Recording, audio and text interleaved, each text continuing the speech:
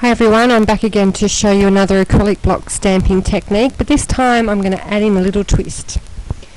So again, I've started with my Arches watercolour paper.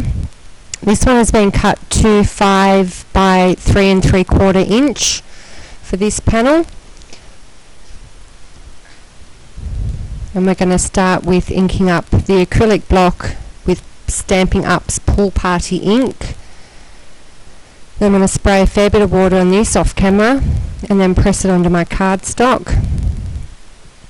Now, I don't really want the real block effect, I just want to create a misty background, so I've sprayed it again quite heavily with water and then moved the ink around with my heat gun.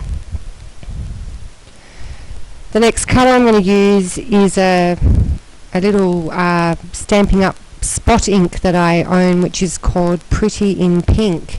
It's quite a light pink. I sort of need a little bit darker pink for this, but I was going for fairly soft colours.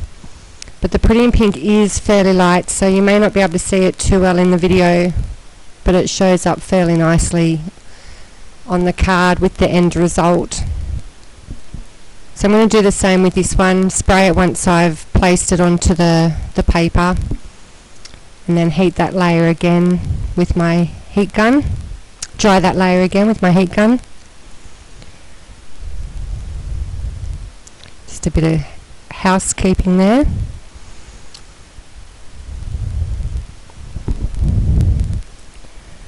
So now I'm going to create a little background with this script stamp from the Stampin' Up French foliage set. And I'm using the antique linen distress ink. I don't want it too pronounced, but I did find this was fairly light, and it isn't going to show up too well, but it does give quite a subtle effect.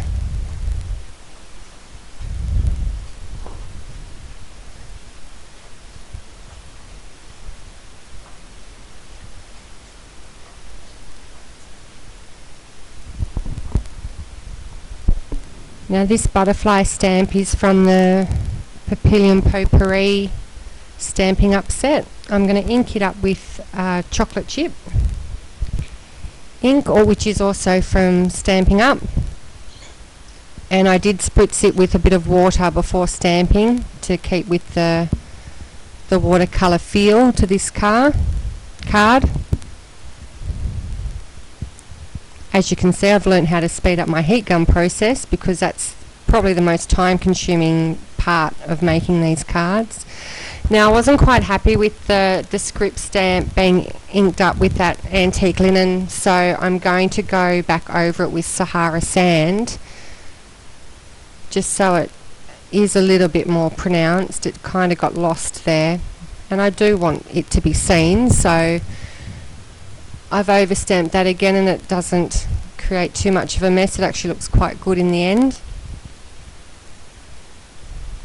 Now the birthday sentiment is from the Simply Sketched set from Stampin' Up, and I'm going to ink that up in chocolate chip as well.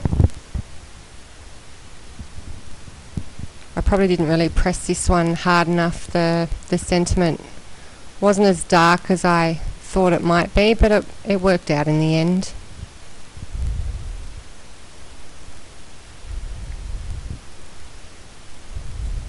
So now I'm going to show you a twist using our acrylic blocks. I'm going to ink this one up with a Memento ink called Angel Pink. And put quite a lot of ink on that, and I'm going to spray this really heavily with water, this acrylic block. And what we can do is create some splats on our card for a bit of a different effect. And I found this easier than using my paintbrushes and throwing ink around everywhere. So I think this technique is really quite good to add this effect to your cards. So I'm going to ink up the acrylic block with Pool Party again and do the same thing. Mist it with a lot of water so it runs straight off the block and onto the card. And I just wanted a little bit more on the left hand side, so just re-inking it. Oops, bumped the camera there. and then drying up those layers again with the heat gun. So that's pretty much the panel that I've created, and this is for the new cast challenge over at Happy Little Stampers. Runs from the 3rd of December, and it's a brand new challenge which is being helped along by my good friend Lowell Thompson. Here's my finished card. I cut that panel right down and it gives it a beautiful cast effect. Thanks so much for looking.